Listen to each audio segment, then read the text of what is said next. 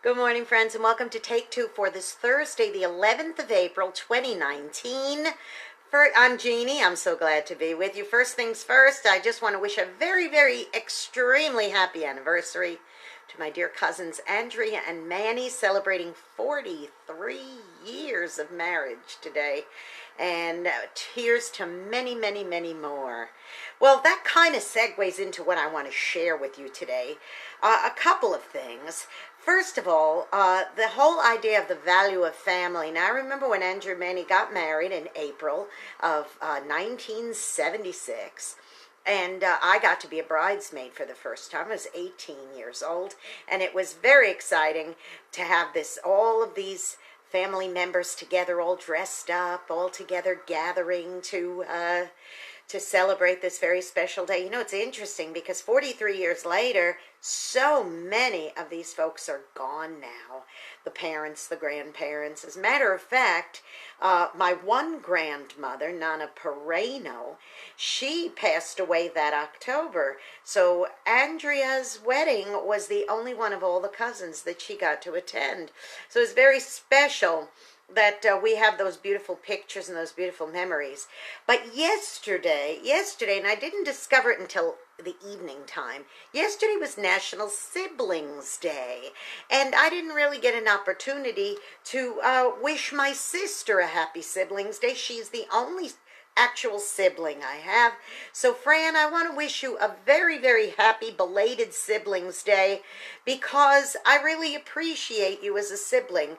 You know, especially in these days where we've been going through so much with the family, and of course we lost our mother in the last few months and all that. The closeness factor has really escalated, and I've always been close with my sister, the fact that she's my only sibling, but just to know that that closeness has increased rather than pulled us apart, and that's very special. So I want to just kick things off with a photo today.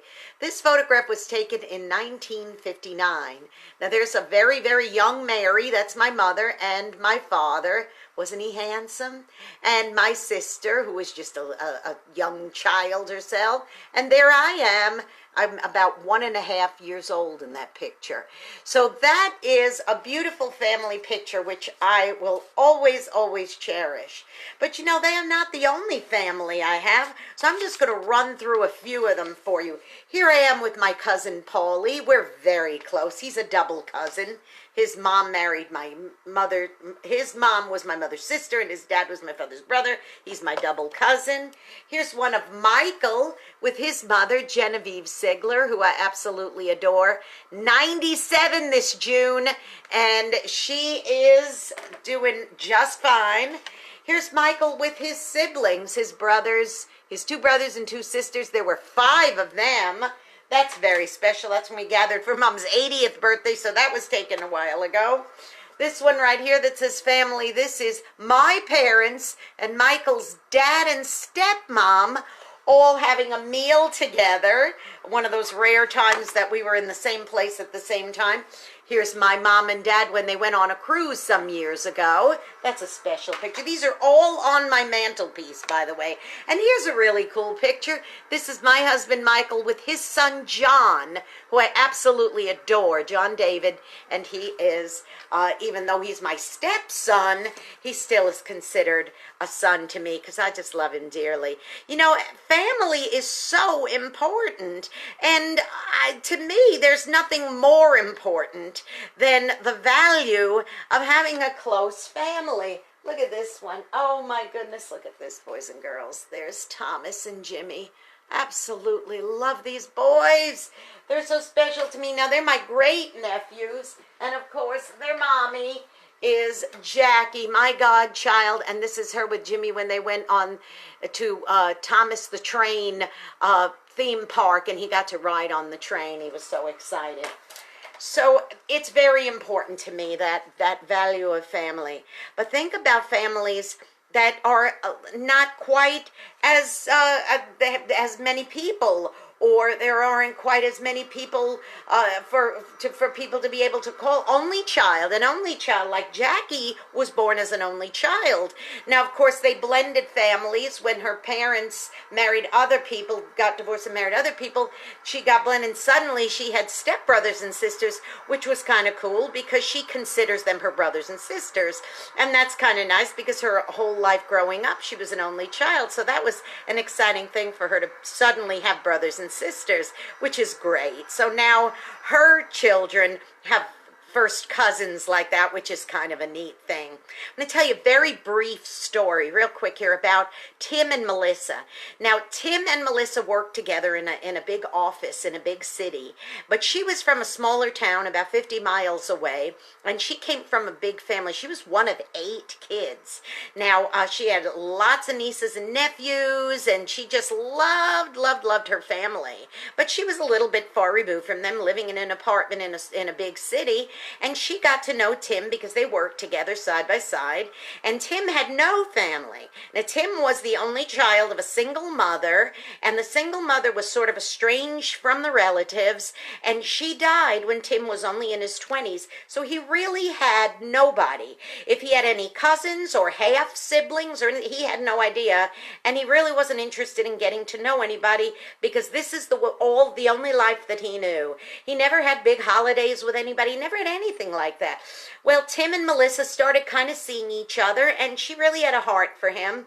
And she would talk about, oh, my sister had a baby, and Tim was clueless. So she decided one Thanksgiving, when he was going to stay home and eat a peanut butter sandwich, she decided, you know what, Tim, I am going to pack a bag, because my parents have a big farmhouse out in the country. They've got loads of accommodations, and everybody's going to be there. All 8 of my siblings and the ones who are married with their kids, they're all going to be there. We're going to have a huge old-fashioned family Thanksgiving. So, Tim was a little reluctant at first, but he said, okay, I'll go. So he did, and he went, and she said it was the funniest thing. She remembers taking video of him the first time he walked in, and he was overwhelmed because all these strangers were hugging him, and all this. Some little child was tugging on his pant leg and wanted to get to know him, hi, who are you, a little toddler. And he was just overwhelmed because he had never experienced anything like this before. And she said she remembers 2 of her sisters, there were 5 girls and 3 boys, 2 of her sisters had had children that year. So there were 2 babies at this Thanksgiving family. And almost immediately, one of the sisters said, would you like to hold the baby? And put this baby in his arms. And he was like, not only did he not know how to relate to all these people, he had never held a baby in his arms before. So this was a whole new concept to him, the whole idea of family. Now, the family that he only knew was the people he worked with. They were sort of like a family, or the people he went to church with. They were kind of like a family, but really there was no family until he actually did end up marrying Melissa, and they have 2 children now, and there's talk of maybe a 3rd one in the future, but now he can relate and understands how to be a parent and how to be a family member because of the overwhelming love that Melissa's family poured into Tim and just gave him that tremendous love, and he got a better understanding of how to do that. But sadly, there are times where people, and I'm not saying you have to be married into a family or have real siblings to have some kind of family. I know we like to go on cruises, and I've talked with different crew members on cruises, especially the ones who are serving far away from their homeland, maybe a foreign country, and they say, this is my family. While I'm aboard the Majesty of the Seas, this is my family. And that's good that they have that thing in common. What about people in the military? They may be serving far away, and they say, these are my brothers and sisters. This is my family. These are the ones I serve with, and they're my family. People in law enforcement, the same thing. My brothers and sisters in blue, and that kind of thing. So there's many ways that you can have family, but no matter how it is, whether it's actually a family like this, or whether it's a family of somebody that you work with, or whether it's a family of someone you go to church with, remember, boys and girls, the value of family. Don't try to go it alone. We were never meant to go it alone. We always need to have others to hold each other up, encourage each other, and someone we can call sister, brother, mother, father, and best friend, okay? Hey, go be a blessing to somebody today. You might end up being the only one who is.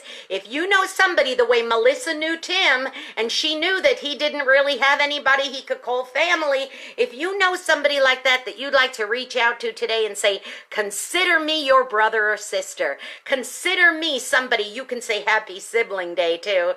You go ahead and do that, okay? Don't forget to subscribe to my YouTube channel, Jeanne Sigler, Jeanne-Sigler. Hit that subscribe button. And, of course, for great music, great programming, great everything, don't forget WRMZ.org and hit that listen button. And let me tell you something.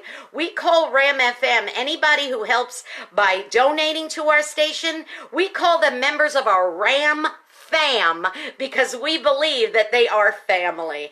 Whether they just tune in or whether they actually financially help us in any way or just tell us how much they appreciate it, hey, we consider them family members too. So tune in tomorrow now, boys and girls, for my unsung hero of the week. You're going to like this one. I love ya, my family. I'll see you tomorrow.